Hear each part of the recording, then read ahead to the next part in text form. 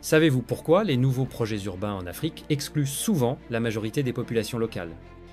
Alors que des villes comme Dubaï ou Singapour sont devenues des symboles de prospérité, pourquoi des projets comme Eco-Atlantic au Nigeria, Konza Technopolis au Kenya, Econ City au Sénégal, Sisi City en Égypte ou encore Zenata Eco City au Maroc finissent-ils souvent par ressembler à des illusions inaccessibles pour la plupart des habitants? Pourquoi ces projets, qui promettent des environnements modernes et inclusifs, échouent-ils à intégrer les populations locales, contrairement à leurs homologues asiatiques? Des alternatives, comme Tatu City au Kenya, Niamey 2000 au Niger, ou les cités flottantes de Makoko, offrent-elles des solutions dont le continent africain pourrait s'inspirer? Si vous avez un avis sur la question, partagez-le en commentaire, et restez avec nous pour explorer les tenants et aboutissants de ces enjeux cruciaux. Bienvenue sur We Emerge, le meilleur endroit pour s'inspirer et faire la différence. Si vous n'êtes pas encore abonné, cliquez sur le bouton s'abonner et partagez cette vidéo pour faire circuler l'information. Mais avant d'entrer dans le vif du sujet, avez-vous remarqué que beaucoup de ces nouveaux projets africains s'inspirent souvent de modèles extérieurs, comme celui de Dubaï? Restez avec nous pour la suite de cette vidéo, c'est parti! Alors que l'urbanisation des villes africaines se fait à un rythme accéléré et pose la question de la durabilité des espaces urbains actuels en Afrique pour certains politiques et experts, l'avenir s'annonce encore plus effrayant car la population africaine n'arrêtera pas de s'accroître. Comme l'affirme David Pilling, journaliste et auteur britannique et rédacteur en chef pour l'Afrique et chroniqueur au Financial Times, la population africaine doublera pour atteindre 2 milliards d'habitants d'ici 2050. Contrairement à l'Asie qui s'arrêtera pour atteindre 5 milliards, l'Afrique, elle, continuera d'augmenter. D'ici 2100, sa population pourrait facilement doubler à nouveau.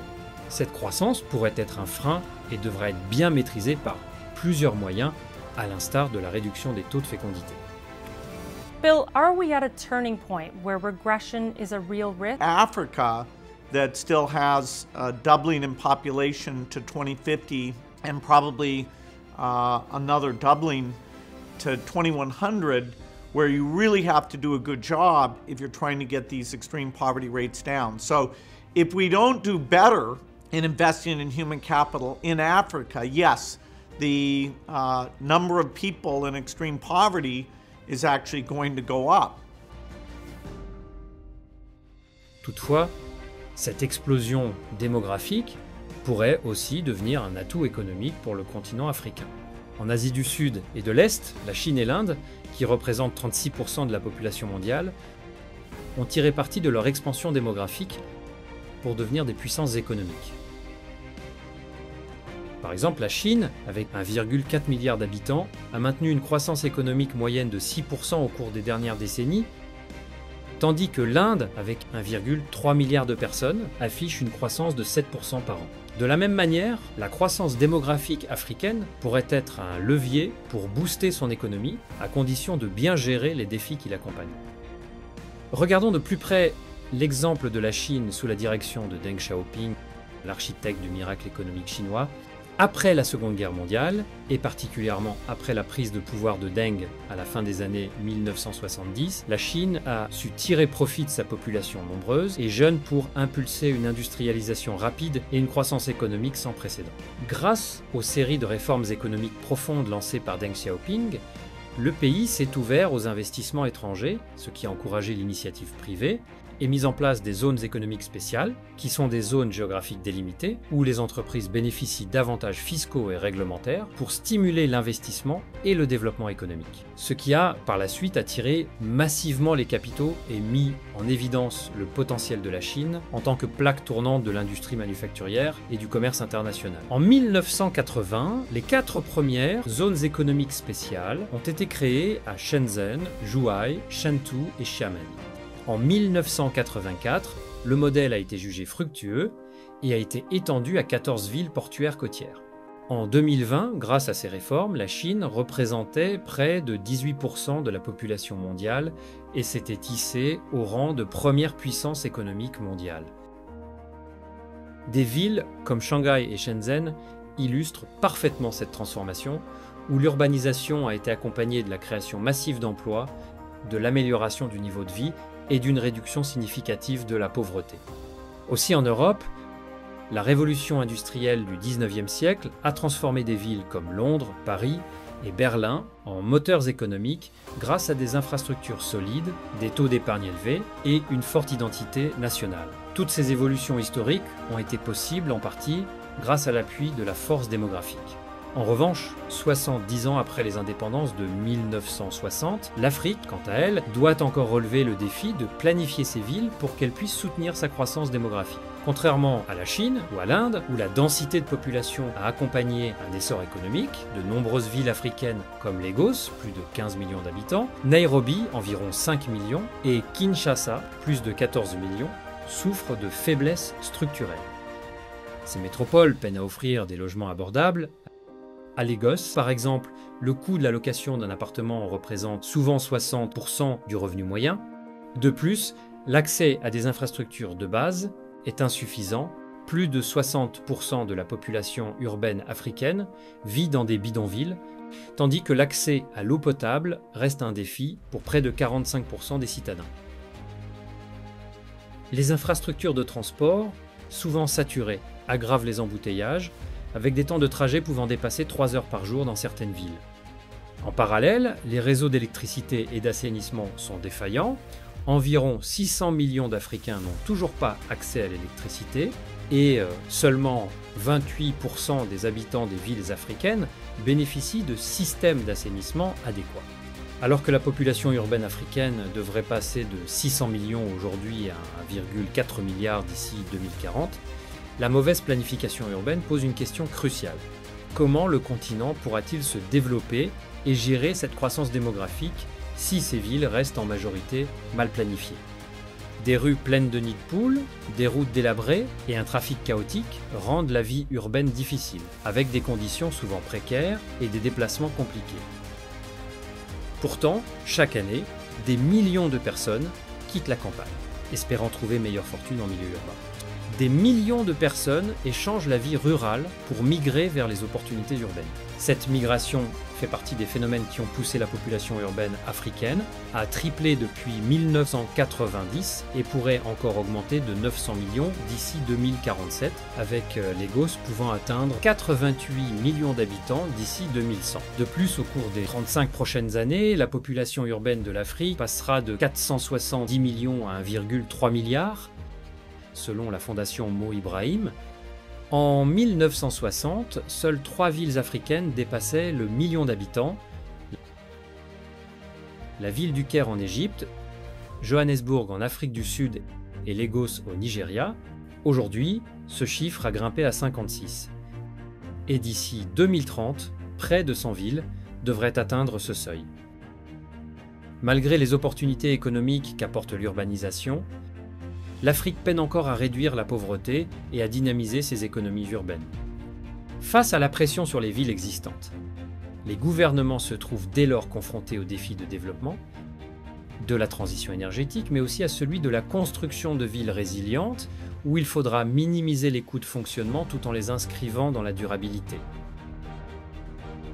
Ainsi, pour désengorger et alléger les métropoles africaines et résoudre divers défis urbains, de nouveaux concepts ont émergé depuis les années 2000, soutenus principalement par les politiques.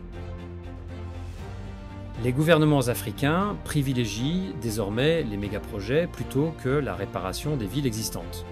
Cette tendance se manifeste récemment par la création de villes intelligentes, ou Smart Cities, une tentative de contourner les problèmes urbains en développant des villes entièrement nouvelles.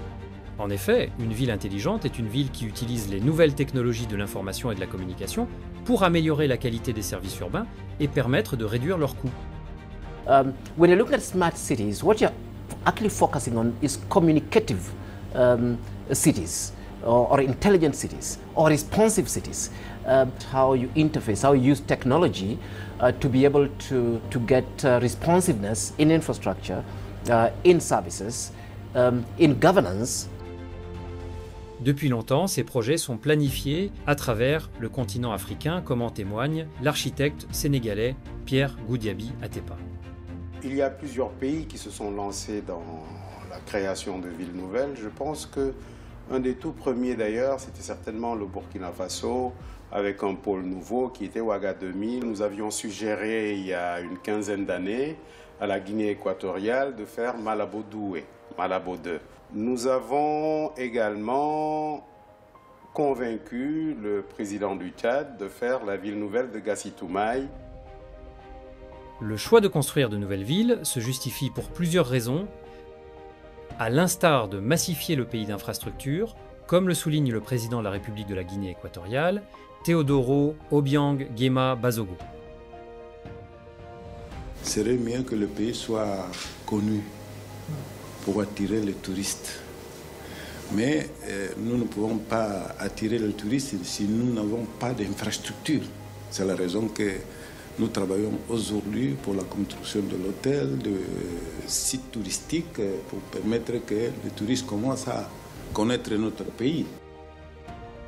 Cependant, comment ces villes nouvelles d'Afrique se comparent-elles à celles qui ont vu le jour en dehors de l'Afrique? Les villes nouvelles en Afrique, telles que Diamniadio et Ekon City au Sénégal, Eco Atlantic City au Nigeria, Konza Technopolis au Kenya et Sisi City en Égypte, sont des projets ambitieux qui mobilisent des investissements colossaux.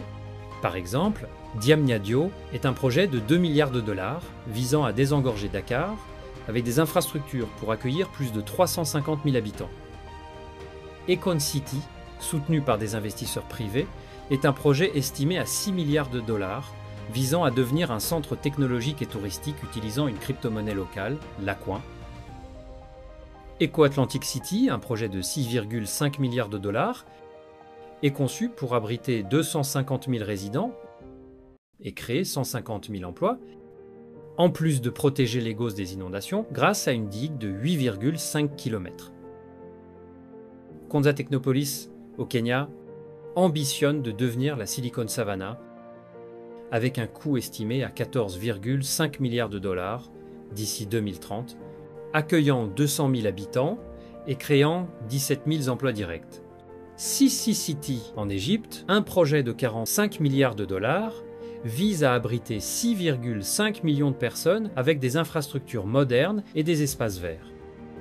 Ces projets sont souvent financés par des partenariats publics-privés, avec une participation importante des gouvernements africains et des investisseurs étrangers. Par exemple, Eco Atlantic City a attiré des investissements étrangers de plus de 1 milliard de dollars.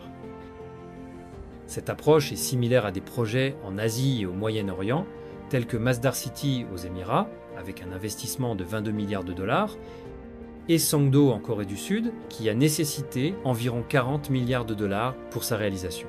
Comme en Chine, avec des projets à Chengdu et Shenzhen, ces partenariats permettent de financer les infrastructures critiques en Afrique, notamment dans les transports, l'énergie et les services publics. Il est vrai que la rapide urbanisation et la croissance démographique en Afrique, avec 2,5 milliards d'habitants d'ici 2050, soulignent la nécessité de ces nouvelles villes. Des métropoles comme Lagos, avec plus de 20 millions d'habitants, et Kinshasa, qui en compte près de 15 millions, illustrent cette tendance.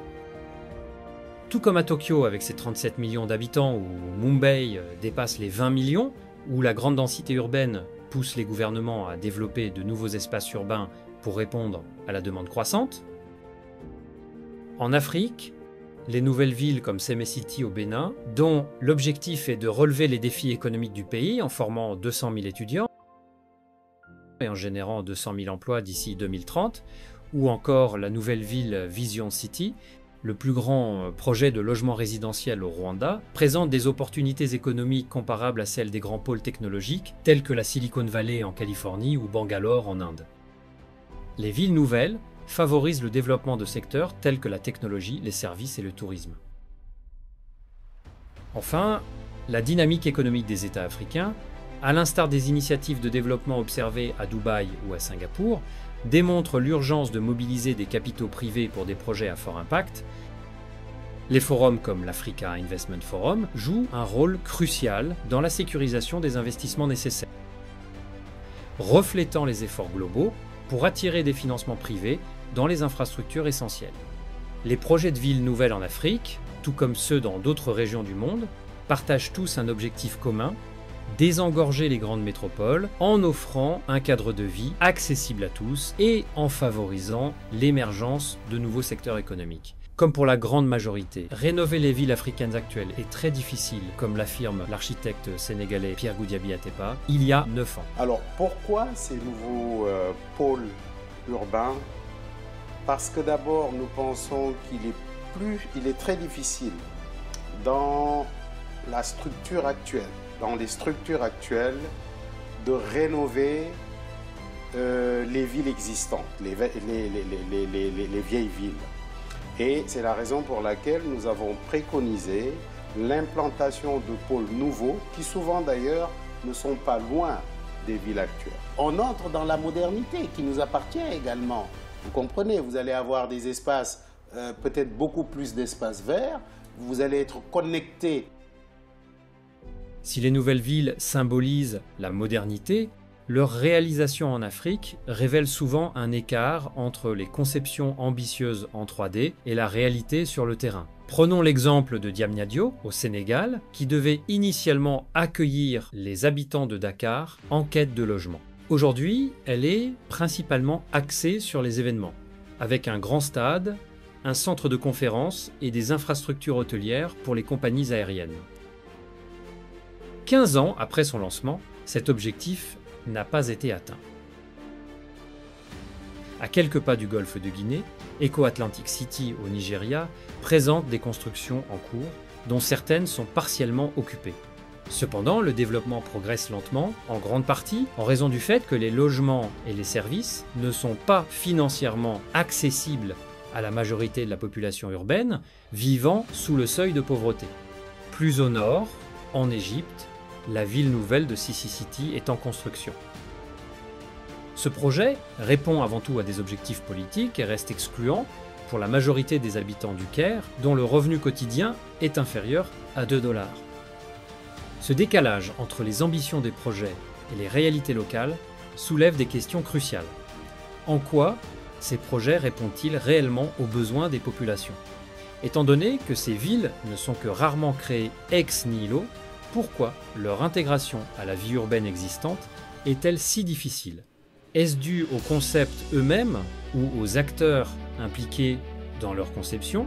Les projets de villes nouvelles, tant en Afrique qu'ailleurs, révèlent souvent des défis similaires.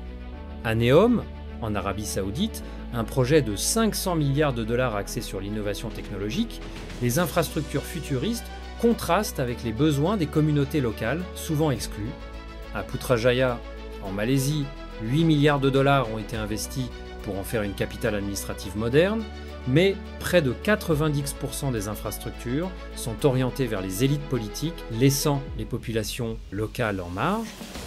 Lavasa en Inde, qui devait s'étendre sur 100 km² avec un investissement de 30 milliards de $, a vu son développement s'effondrer, affectant plus de 18 000 agriculteurs locaux dont les terres ont été saisies. À Dubaï, malgré son PIB annuel de plus de 100 milliards de $, près de 60% des travailleurs migrants vivent dans des conditions précaires, avec des salaires souvent inférieurs à 300 $ par mois. Ces exemples mettent en lumière les tensions entre ambition moderniste et inclusion sociale, soulevant des questions sur la réelle viabilité de ces smart cities pour répondre aux besoins des populations locales, au-delà de l'image de modernité qu'elles cherchent à projeter. Pourtant, les images des villes africaines que l'on cherche à projeter sont très éloignées des réalités du terrain. La majorité des villes africaines actuelles peinent déjà à fonctionner de manière adéquate et ont besoin de réparation. Pour Edgar Peters, urbaniste et directeur de l'African Center for Cities, la réparation urbaine en Afrique nécessite une approche inclusive qui intègre les aspirations des communautés locales et les réalités économiques. Toutefois, repartir de zéro semble avoir son attrait. Après tout, des initiatives similaires, notamment à Shenzhen, ont contribué à un développement spectaculaire en Chine et dans certaines parties du sud-est asiatique. Cependant, lorsqu'il s'agit de construire de nouvelles villes en Afrique, la réalité peine parfois à correspondre aux attentes. La quasi-totalité des nouvelles villes en Afrique ne remplissent pas leurs fonctions spécifiques et sont, au contraire, parmi les ingrédients de l'exclusion des populations locales. Un regard sur les projets de villes nouvelles tels que Diamniadio, Econ City, Eco Atlantic City, Sisi City, Konza Technopolis, Hope City au Ghana, Vision City, révèlent des réalités surprenantes. Bien que ces projets partagent un objectif commun de désengorger les grandes métropoles et offrir un cadre de vie moderne, ils échouent souvent à intégrer les communautés locales et à répondre aux besoins immédiats des populations urbaines africaines. Sans plus tarder, explorerons ces méga-projets controversés. Lancé en 2008, Eco Atlantic, une île artificielle en construction au large des côtes de Lagos, au Nigeria, se présente comme une solution avant-gardiste pour contrer l'érosion côtière et les inondations causées par la montée du niveau de la mer. Le projet d'Eco Atlantic, promu comme la future Dubaï de l'Afrique et d'une superficie de 10 km² le long de l'île Victoria, prévoit accueillir 250 000 habitants et 150 000 travailleurs. Ses promoteurs la décrivent comme une ville futuriste d'Afrique, en vantant ses emplois, sa prospérité et son rôle dans la lutte contre le changement climatique. Son financement privé massif est de 300 millions de dollars. Ce projet, construit à partir de milliers de tonnes de sable de l'Atlantique, s'étend sur un rempart de 8,5 km conçu pour résister aux assauts de l'océan et à ses tempêtes les plus violentes. De plus, Eco Atlantic a vu son inauguration marquée par la présence de l'ancien président américain Bill Clinton, soulignant ainsi l'ampleur internationale et l'ambition de ce projet urbain colossal. Cependant, l'analyse de l'état actuel du projet Eco Atlantic révèle plusieurs contrastes majeurs. Le contraste avec les quartiers chaotiques de Lagos, où résident la majorité des 15 millions d'habitants, soulève des préoccupations sur les inégalités croissantes. En effet, cette vision idyllique du projet masque une réalité bien plus sombre. Lagos, une ville surpeuplée, avec peu d'emplois formels, compte des millions de personnes vivant dans une économie informelle désespérée. Près de 60% des Nigérians vivent avec moins d'$1 par jour, sans accès fiable à l'électricité ou à l'eau potable. À quelques kilomètres de là, dans le bidonville de Makoko, les habitants survivent dans des conditions précaires sur des pilotis au-dessus de l'océan, leurs maisons étant régulièrement démolies par le gouvernement. Eco Atlantic semble conçu pour une élite fortunée. Les prix des terrains à Eco Atlantic vont de 1050 $ à 1150 $ par mètre carré, avec des parcelles débutants à 1200 par mètre carré. De plus, les unités résidentielles telles que les appartements à Eco Pearl Towers ou les unités dans la tour Phoenix sont proposées à partir de 475 000 $. Ces tarifs sont appauvrissants comparés aux revenus moyens des Nigérians. Le salaire minimum national est d'environ 65 $ par mois, soit 780 $ par an. Cela rend ces prix inaccessibles pour la majorité des Nigérians, mettant en évidence un fossé économique significatif. Par conséquent, les logements à Eco Atlantic sont largement hors de portée pour les citoyens moyens, dans un pays où près de la moitié de la population vit avec moins de 2 $ par jour. Cette réalité exacerbe les inégalités socio-économiques déjà préexistantes à Lagos et au Nigeria dans leur ensemble.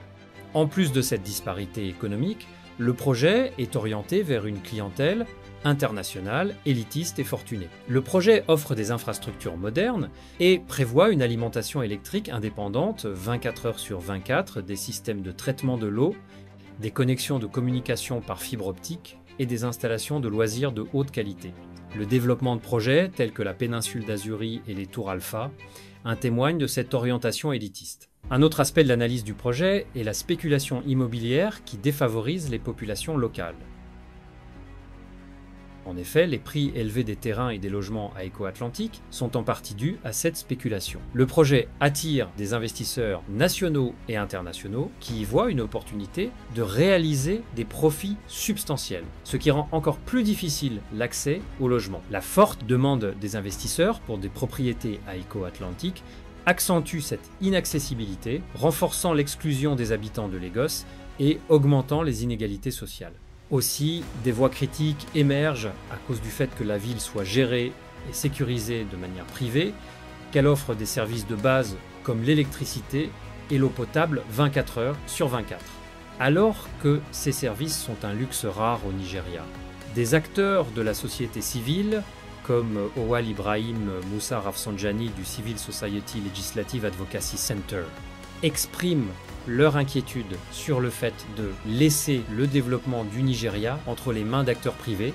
Cette inquiétude est partagée par des résidents qui anticipent la disparition de lieux publics comme Bar Beach au profit de marinas luxueuses réservées à une élite fortunée. En plus, ces résidents soulignent que les nouvelles décos atlantiques seront réglementées et inaccessibles pour la majorité des Nigérians, accentuant ainsi le fossé entre les riches et les pauvres dans le pays. Un autre point important est que le projet éco-atlantique a un impact significatif sur l'écosystème côtier, principalement à cause de la construction d'une digue massive pour protéger la côte. Cette initiative modifie le régime naturel des courants marins, affectant ainsi la biodiversité marine locale et compromettant la durabilité écologique de la région. De plus, le projet a contraint les communautés de pêcheurs traditionnels à quitter leur lieu de vie le long de la côte, entraînant une perte culturelle et une détérioration du bien-être social parmi des populations souvent marginalisées et sans titre foncier formel. Enfin, le projet suscite des inquiétudes quant au risque accru d'inondation pour les zones environnantes de Lagos, en raison des changements induits par la construction de la digue et l'aménagement du terrain, qui pourraient perturber les courants naturels et altérer le paysage côtier de manière artificielle. L'environnementaliste Nimmo Bassey critique vivement ce projet, soulignant que la ville ne fera qu'accentuer les déplacements de population et les inégalités.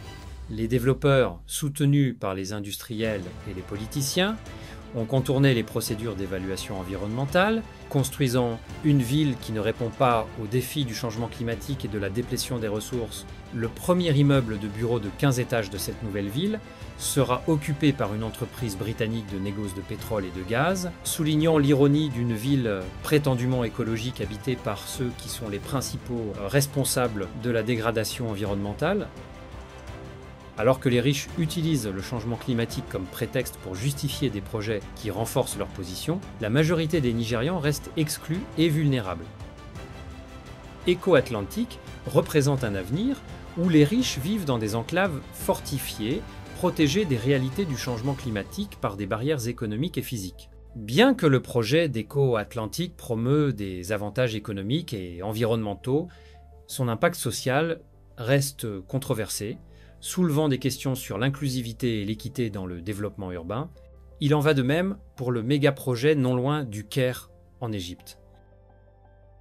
À la conférence économique de Sharm el-Sheikh en mars 2015, le président Al-Sisi a annoncé un projet ambitieux, la construction d'une nouvelle capitale administrative dans le désert, à 45 km à l'est du Caire. Sisi City, également connue sous le nom de nouvelle capitale administrative à une échelle impressionnante, équivaut à 4 fois la taille de Washington DC. Depuis 2016, cette nouvelle capitale, située à environ 3/4 d'heure à l'est du Caire sur une surface de 750 km², est en pleine construction. Le président égyptien considère ce projet de 60 milliards d'euros comme une priorité, aspirant à établir un nouveau Dubaï au cœur du désert. À ce jour, Sisi City compte déjà plusieurs infrastructures imposantes, telles que la plus grande mosquée d'Égypte, la plus grande cathédrale d'Afrique, un opéra luxueux en marbre, un hôtel de prestige avec plage artificielle, ainsi qu'un quartier d'affaires financé par la Chine et centré autour de la future Iconic Tower, une tour emblématique de 80 étages culminant à 394 mètres. Officiellement, la nouvelle capitale se veut une ville verte, moderne et intelligente, conçue pour stimuler l'économie égyptienne, pour réduire les embouteillages et la surpopulation au Caire au cours des 40 prochaines années. Cependant, ce projet a suscité une opposition tant en Égypte qu'à l'étranger. Les critiques soulignent son caractère politique, visant à renforcer la sécurité du régime et à glorifier Al-Sisi, ce qui lui vaut le surnom de Sisi City. Le projet Sisi City, visant à créer de nouvelles communautés en Égypte, exclut une partie significative de la population locale par plusieurs critères discriminatoires, principalement celui du coût prohibitif des logements. Bien que des centaines de milliers de logements soient disponibles, la plupart restent vacants en raison de prix hors de portée pour les ménages à revenus modestes. En effet, le prix d'entrée du mètre carré est aux alentours de 9 500 à 10 000 livres égyptiennes, soit entre 450 et 500 euros. Les appartements les moins chers coûtent environ 80 000 $. Pourtant, la majorité des habitants du Caire vivent avec moins de 2 $ par jour. Cette situation découle en grande partie de la délégation par les gouvernements de la planification urbaine au secteur privé, dont les intérêts financiers ne favorisent pas la construction de logements socio-rentables, mais plutôt de propriétés haut de gamme.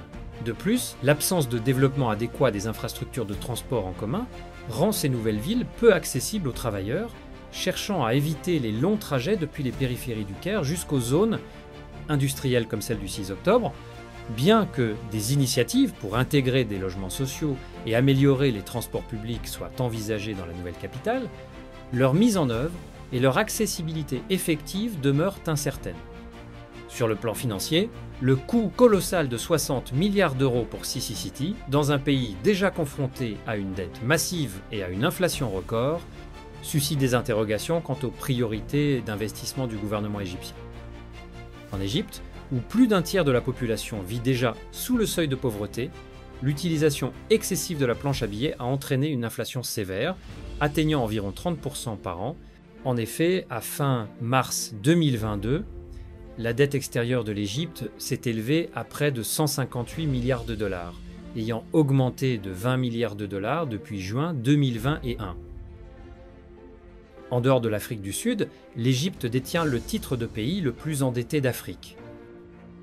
Ainsi, le projet Sisi City, initialement conçu pour alléger la congestion du Caire, se présente comme une initiative séduisante en surface. Une analyse approfondie révèle ses lacunes criantes et ses impacts négatifs potentiels sur la population égyptienne. En conséquence, plus de 35% des dépenses publiques égyptiennes sont désormais consacrées au service de cette dette. Hassan, un économiste, critique Sisi City comme une fausse solution à la surpopulation du Caire, soulignant que les logements y sont inaccessibles pour 90% des habitants. Les véritables bénéficiaires sont les investisseurs étrangers, et cela risque de transformer la ville en une enclave pour les plus riches. Les critiques ne s'arrêtent pas là. Ahmed Zahaza, architecte du collectif Dixtouba, ajoute que ce projet ignore les besoins urgents des Égyptiens, dont un tiers vit sous le seuil de pauvreté. Il soutient que 10% du budget de Sisi City aurait pu améliorer significativement la santé et l'éducation. C'est pourquoi pour lui, ce projet est déconnecté et irresponsable. En réalité, Sisi City illustre des priorités mal placées et un gaspillage de ressources, risquant de devenir une cité fantôme déconnectée de la réalité égyptienne. Les critiques soulignent que, comme Sadat City et Future City, ce projet pharaonique privilégie le prestige politique par rapport à des solutions durables pour les défis urbanistiques et sociaux, économiques.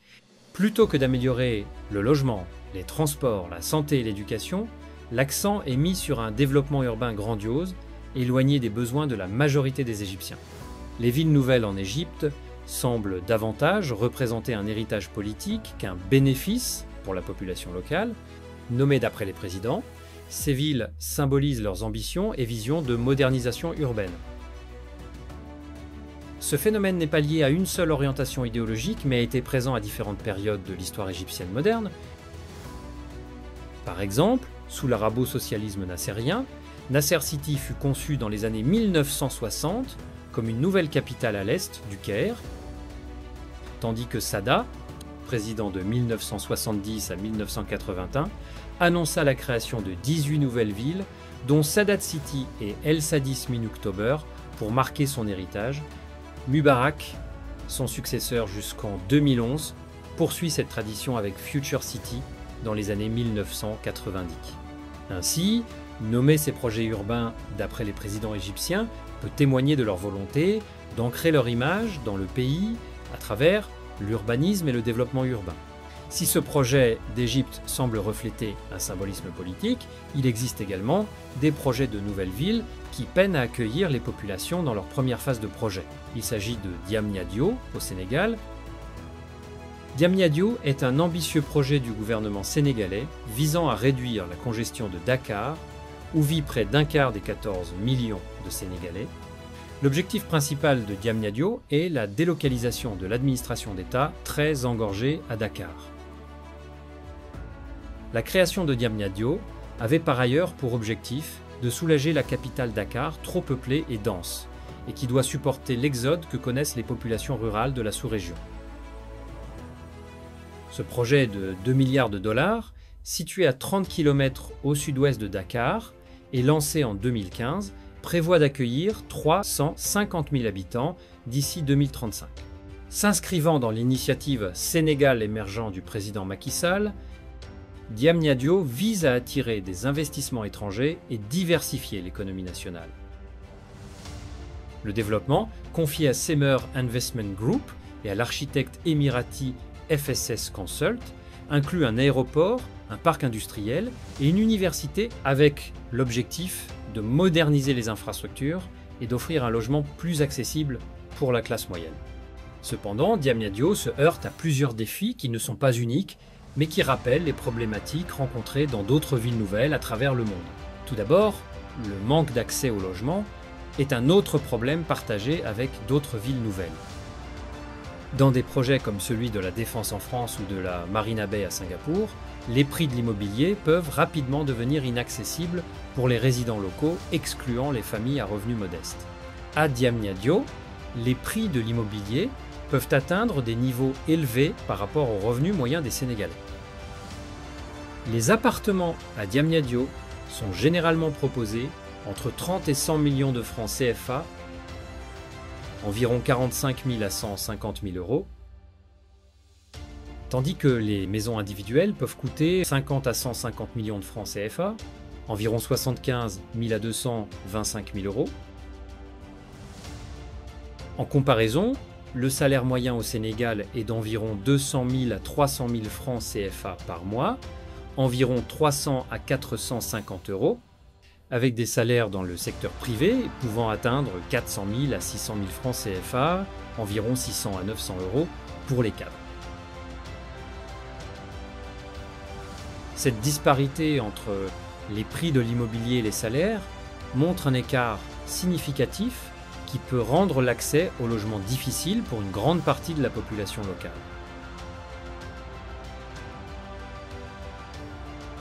La spoliation des terres est un constat récurrent.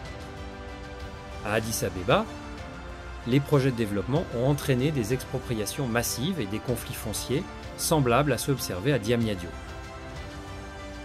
L'agriculture périurbaine, cruciale pour la périphérie de Dakar, y compris Diamniadio, souffre de la perte de terres au profit de la construction urbaine, affectant les moyens de subsistance des populations locales. L'implication des populations locales est également un enjeu commun.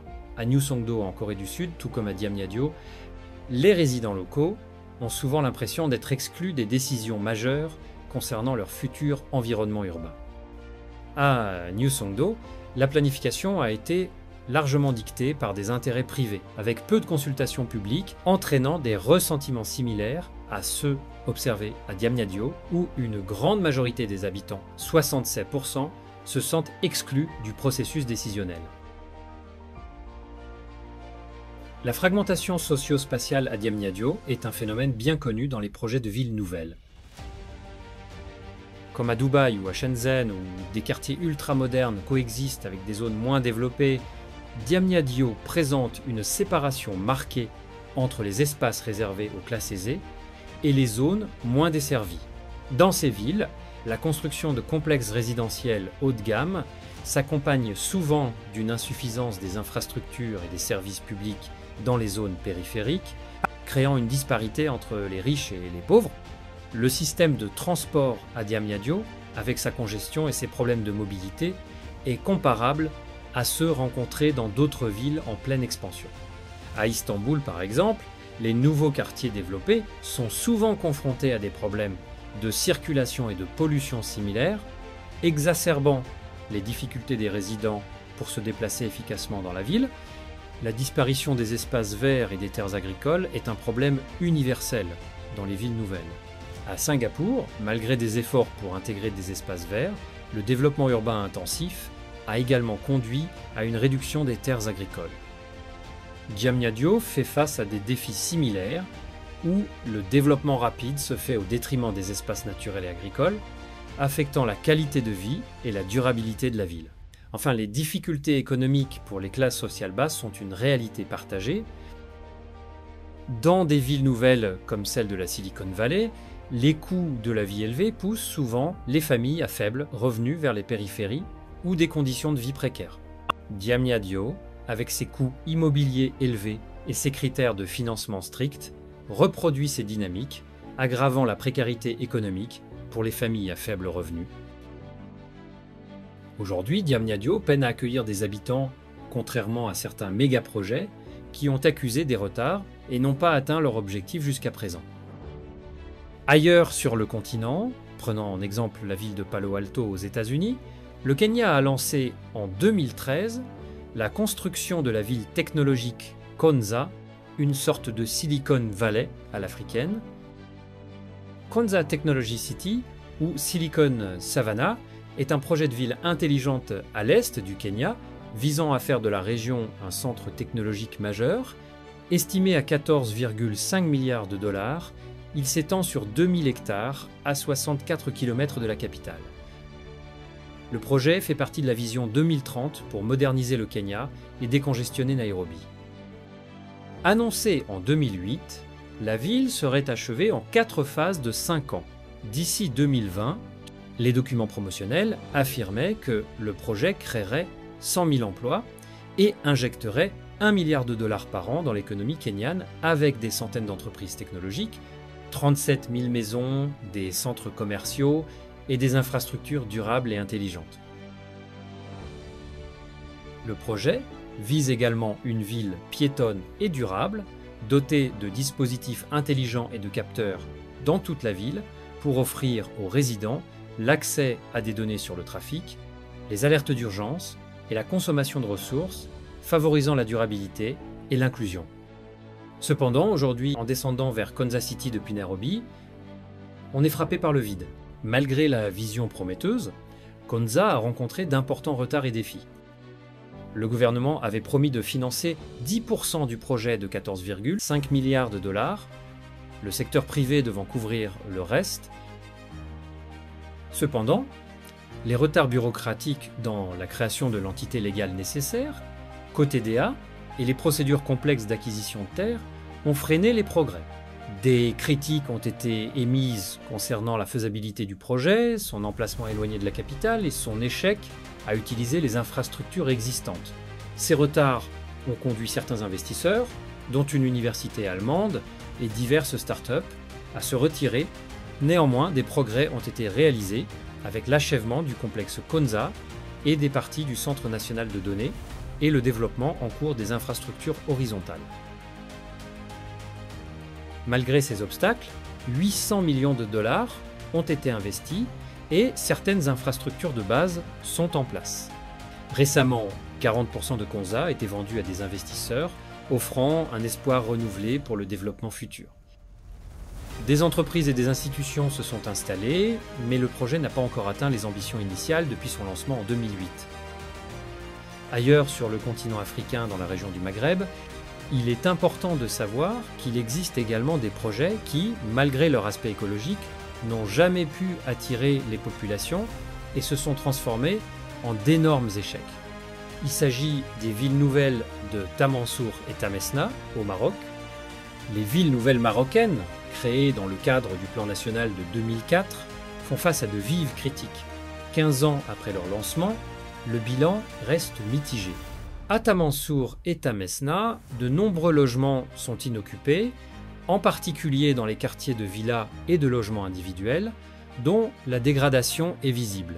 Dans la nouvelle ville de Tamansour, malgré une architecture traditionnelle censée réguler la température, le quartier La Médina reste presque désert, avec pour seul résident un gardien. À Tamesna, la situation est similaire. Bien que des Marocains de l'étranger aient investi, le quartier, axé sur une clientèle moyenne supérieure, manque de résidents. Les secteurs d'immeubles collectifs, à l'exception des logements sociaux, souffrent également d'un faible taux d'occupation. Le manque de commerces variés, de transport public et de gestion des déchets accentue le problème. La nouvelle ville de Tamesna souffre d'une fragmentation due à la division du projet en 150 lots attribués à divers promoteurs, créant des zones bâties mêlées à des friches. En revanche, Tamansourt a été principalement géré par Al Omran, ce qui a limité la diversité et contribué à une cohérence plus faible dans le développement urbain. De l'autre côté du pays, nous avons également la ville éco-cité de Zenata, qui se veut être la ville qui remboursera les échecs du passé au Maroc. Le Royaume du Maroc développe l'éco-cité de Zenata, une ville nouvelle située à l'est de Casablanca, s'étendant sur 1830 hectares et destinée à accueillir 300 000 habitants d'ici 2030. Inaugurée en 2006 par le roi Mohamed VI et aménagée par la Société d'aménagement de Zenata, ce projet vise à créer une ville durable sans voiture, intégrant 40 000 logements dans un espace verdoyant de 470 hectares. Pour les promoteurs du projet, Zenata s'adresse à la classe moyenne émergente de Casablanca. En 2017, dans une question posée à Mohamed Amin El Ajouch par le magazine Le Monde, qui est celle de savoir tous les projets de villes nouvelles qui ont vu le jour au Maroc sont considérés comme un échec. En quoi Zenata est-elle différente? Voici la réponse du directeur de la Société d'aménagement de Zenata. Un indicateur éloquent m'a laissé perplexe quand j'ai commencé à travailler sur le projet de Zenata. 75% des villes nouvelles construites dans le monde sont considérées comme un échec. Pourquoi? D'une part, à cause de l'accessibilité. Or, notre première trame de réflexion s'est concentrée sur les transports en commun et les infrastructures d'accès. D'autre part, à cause de la monospécialité, on condamne les villes nouvelles à des villes dortoirs ou, à l'inverse, à des villes industrielles. À Zenata, nous avons trouvé le juste équilibre entre résidentiel et activité. Un emploi pour 3 habitants. C'est le bon ratio aujourd'hui pour assurer le succès d'une ville nouvelle. Des recherches semblent montrer que, contrairement aux autres projets de villes nouvelles en Afrique, Zenata intègre les habitants des bidonvilles dans son développement, réservant 180 hectares pour reloger 50 000 personnes de manière inclusive. En novembre 2023, le magazine 360 rapporte que 946 familles et 132 unités industrielles ont été réinstallées, avec des actions sociales et éducatives mises en place. Aussi, lors d'une conférence de presse à Casablanca, la direction de l'éco-cité a présenté les avancées du projet. Depuis 2016, la première zone de développement de 800 hectares est entièrement raccordée au réseau d'eau, d'électricité et d'assainissement. L'échangeur autoroutier et les premières voiries urbaines sont opérationnels depuis juin 2015. Actuellement, le projet se concentre sur la rehausse de la voie côtière, inondable, sur 2,5 km. Le premier quartier résidentiel de 70 hectares a livré ses premières tranches en juillet et novembre 2017. L'éco-cité Zenata est un projet qui, malgré ses ambitions, rencontre des obstacles majeurs dans sa réalisation. Contrairement aux autres villes nouvelles marocaines déjà en place, bien que sous-peuplées par rapport à leurs objectifs initiaux, Zenata reste en grande partie à l'état de projet, rendant toute évaluation de son succès prématuré. Néanmoins, il est évident que ce projet ambitieux se heurte à plusieurs difficultés significatives. Contrairement aux autres villes nouvelles qui, malgré leur faible peuplement, sont déjà établies, Zenata reste un projet en cours de réalisation. De premières infrastructures ont vu le jour, mais des difficultés majeures persistent, notamment la gestion des bidonvilles et la réinstallation des habitants. Les logements construits pour les habitants des bidonvilles sont peu occupés, les habitants réclamant plutôt des solutions de recassement à l'intérieur de la ville nouvelle pour bénéficier de ces avantages économiques. Il y a aussi le manque d'investisseurs. Le projet semble avoir sous-estimé la complexité sociale et la gouvernance locale, entraînant des retards et une faible occupation des logements. Malgré des ajustements de stratégie, l'avenir du projet reste incertain. Parallèlement à ce projet dont l'avenir est douteux, il est important de savoir qu'ailleurs, en Afrique, il existe également des projets qui n'ont jamais vu le jour comme Hope City au Ghana, Econ City au Sénégal, Accra City en Ouganda. Hope City, un projet de développement technologique près d'Accra, au Ghana, a été initié par RLG Communication. il a été lancé avec beaucoup de fanfare en 2013 par le président John Mahama. Prévu pour s'étendre sur plus de 3,6 km² et conçu par les architectes italiens OBR, il visait à devenir le pôle TIC de l'Afrique. Comprenant 6 tours futuristes, dont la plus haute atteindrait 270 mètres, Hope City promettait un écosystème complet avec bureaux, centres commerciaux, espaces de loisirs, universités, hôpital et centres de recherche et développement.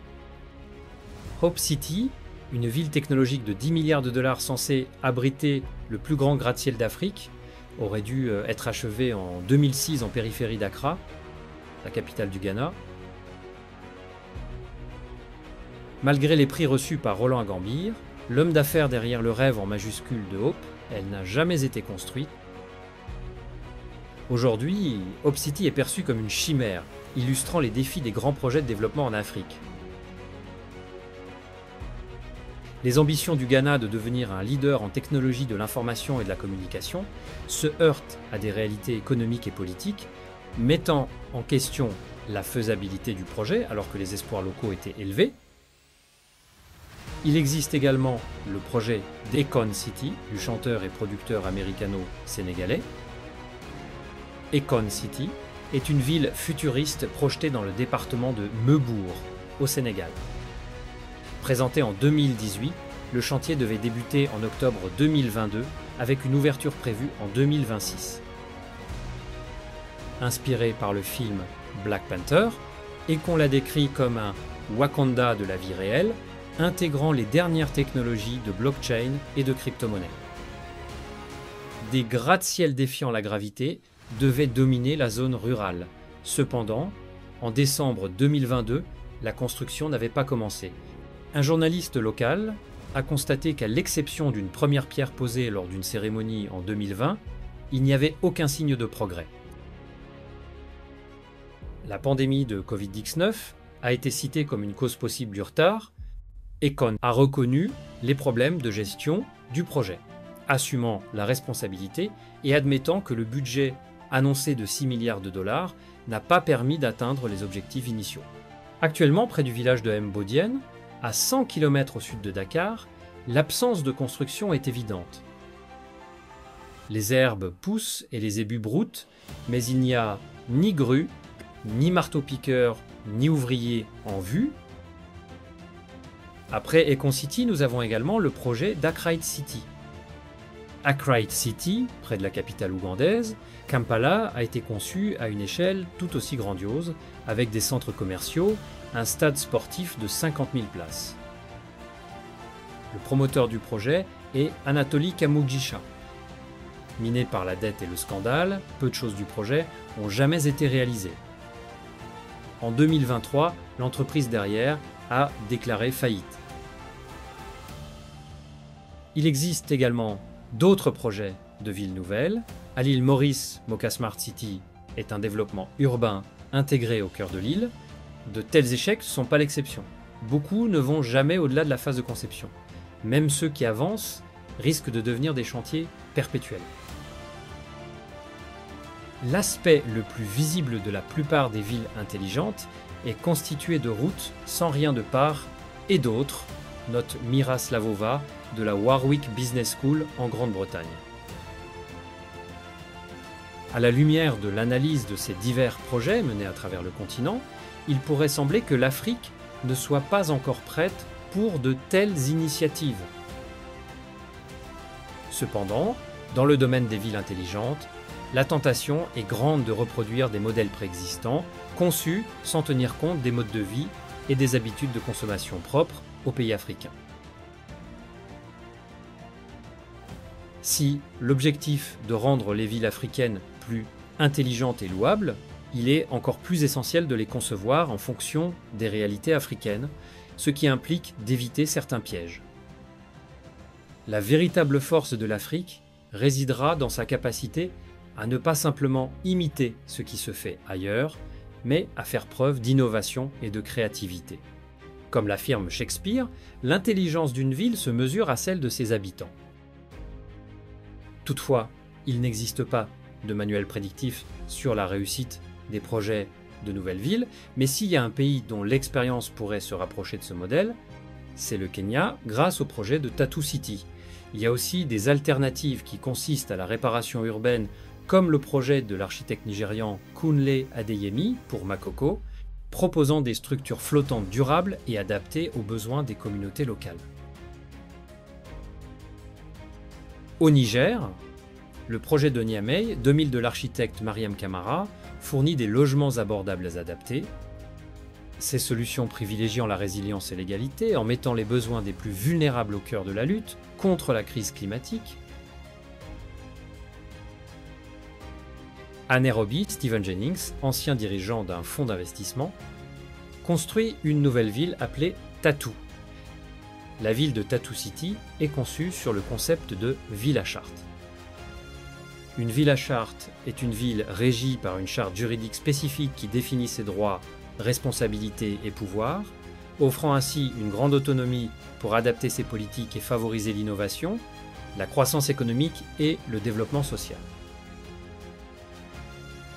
Les villes à charte existent depuis l'Antiquité, comme Athènes et Rome, qui prospéraient grâce à leur autonomie. Le concept moderne est né au XXe siècle pour répondre aux défis des villes en développement, tels que la surpopulation et le manque d'infrastructures. Hong Kong, développé sous un cadre juridique distinct depuis le XIXe siècle, est devenu un centre financier mondial.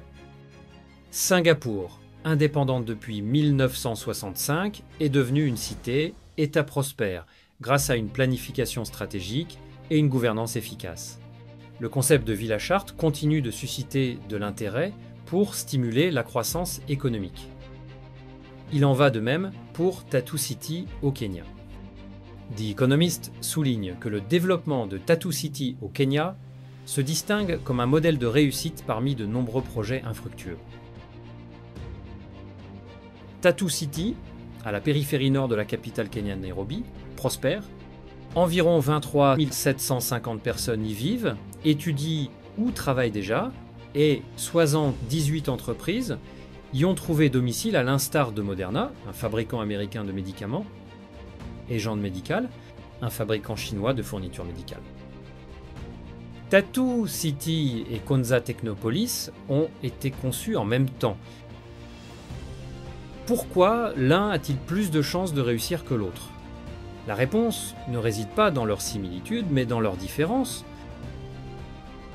Tatu City héberge des entreprises internationales de premier plan, comme CCI Global, qui construit un centre d'appel de 5000 postes, et Jand Medical, qui investit 180 millions $, emploie 7000 Kenyans et prévoit des exportations annuelles de 320 millions $. Le premier facteur est la propriété. Le propriétaire de Konza est l'État, celui de Tatu City est Randavour, un grand promoteur immobilier privé. Pendant l'existence troublée de Konza, le financement gouvernemental promis n'a pas vu le jour, tandis que des personnalités politiquement connectées ont été accusées de profiter du projet, effrayant ainsi les clients potentiels. Les initiatives dirigées par le secteur privé, cependant, sont disciplinées par le marché, affirme Curtis Lockhart, directeur exécutif du Charter Cities Institute. Si elles ne réussissent pas, elles ferment. Deuxièmement, l'emplacement compte. Shenzhen a réussi en partie parce qu'elle était un poste avancé de Hong Kong. De même, Tatu, à environ 20 km au nord du centre de Nairobi, est mieux reliée à la capitale et à son marché du travail. CCI Global, une grande entreprise africaine de sous-traitance, construit un centre d'appel de 5000 places à Tatu, en partie parce que le développement est proche des banlieues nord, densément peuplées de Nairobi et de 2 universités voisines, dit son directeur au Kenya, Rishi Jatania. Konza, en revanche, est situé dans une splendide isolement à environ 80 km au sud-est de Nairobi, sur les plaines d'Ati, où l'on est plus susceptible de croiser une girafe qu'un être humain. Il en va de même pour la ville de Sisi City, qui est à 50 km du Caire.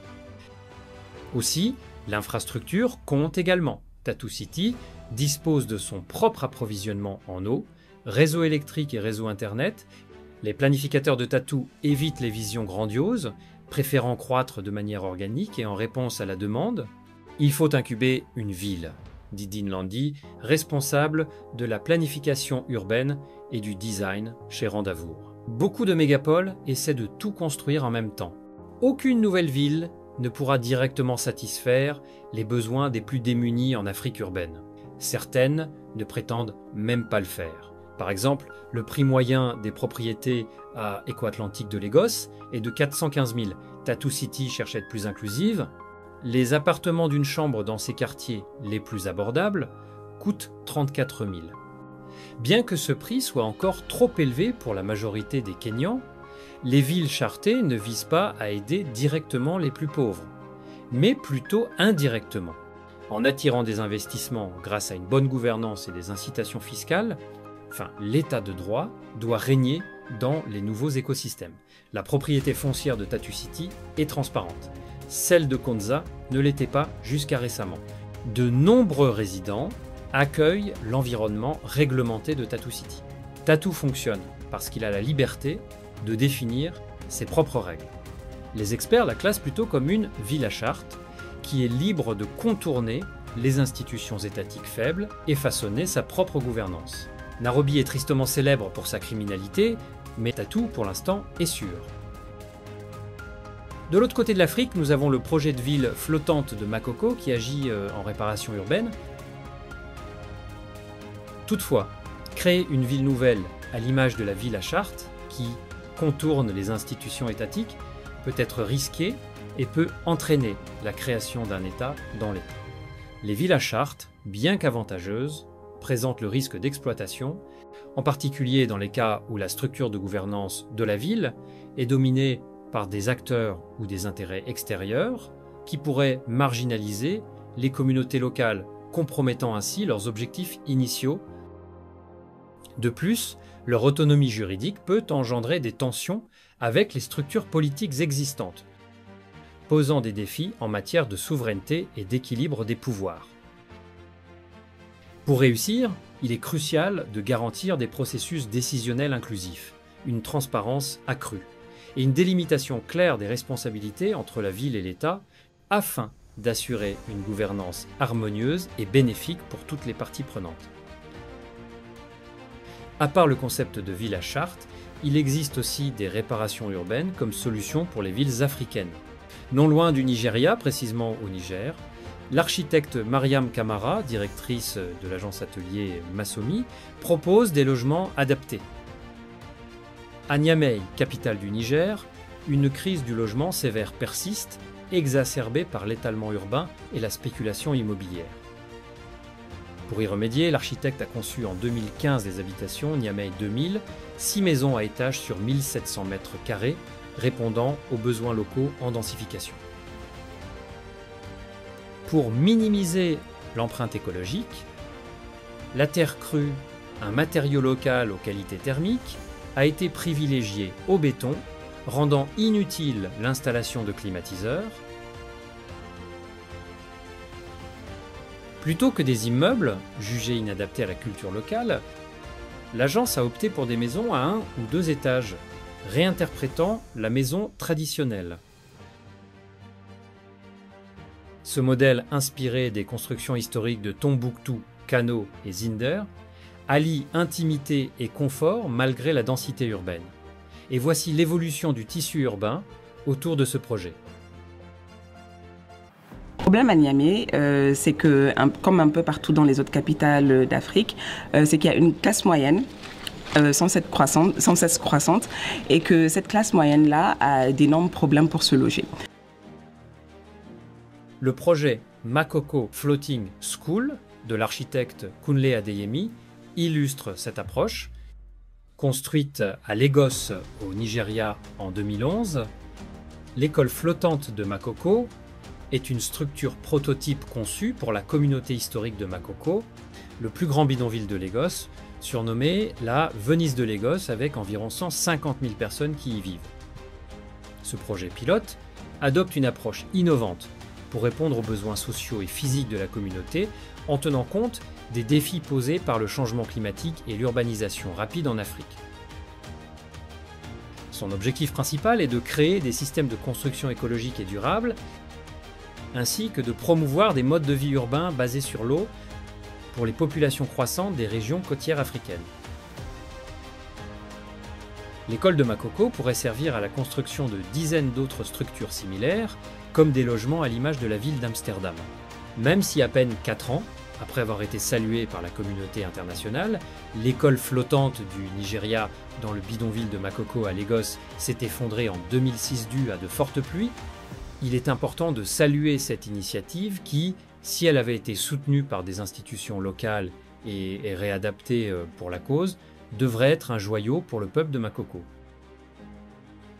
Comprendre pourquoi les villes nouvelles en Afrique tendent à disqualifier une grande partie des populations locales est crucial pour développer des solutions inclusives et durables, garantissant ainsi que le développement urbain profite à tous, sans laisser de côté les communautés qui en ont le plus besoin. Selon le Courrier international, il existe d'abord un problème lié à la cible. Ces nouvelles villes, dites intelligentes, restent coûteuses pour les habitants. Ces villes sont avant tout des projets politiques, conçus pour servir des causes spécifiques et remplir des fonctions déterminées. Par exemple, Diamniadio devait contribuer à désengorger Dakar tout en proposant des logements sociaux. À Konza City, l'accent a été mis sur les technologies avec l'ambition de voir émerger de nouveaux secteurs économiques. Au Nigeria, par exemple, où la moitié de la population vit avec une soixantaine d'euros par mois, le site immobilier Nigeria Property Centre annonce des loyers de 2000 € mensuels minimum. Il en va de même pour Sisi City en Égypte, qui augmente la date du pays.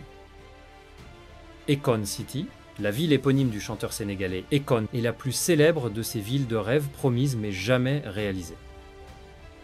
En Afrique du Sud, le président Cyril Ramaphosa a annoncé le lancement du projet résidentiel Mouiklouf Megacity, qui sera construit à l'est de Pretoria. Aujourd'hui, à Sierra Leone, l'acteur d'Hollywood Idris Elba a annoncé également la construction d'une nouvelle ville. Il semblerait que cette course effrénée continue. Pour une implantation de villes intelligentes africaines, la priorité pour l'Afrique sera de penser ces villes en prenant en compte des priorités comme l'accès à l'eau, au logement, l'urbanisme. L'adaptation sera donc au centre de la durabilité de la ville intelligente africaine. Rendez-vous dans quelques années pour faire l'état d'avancement de toutes ces villes nouvelles en cours de construction en Afrique. Nous vous remercions d'avoir regardé cette vidéo et nous vous encourageons à partager la vidéo et à participer à des discussions sur le sujet en commentaire.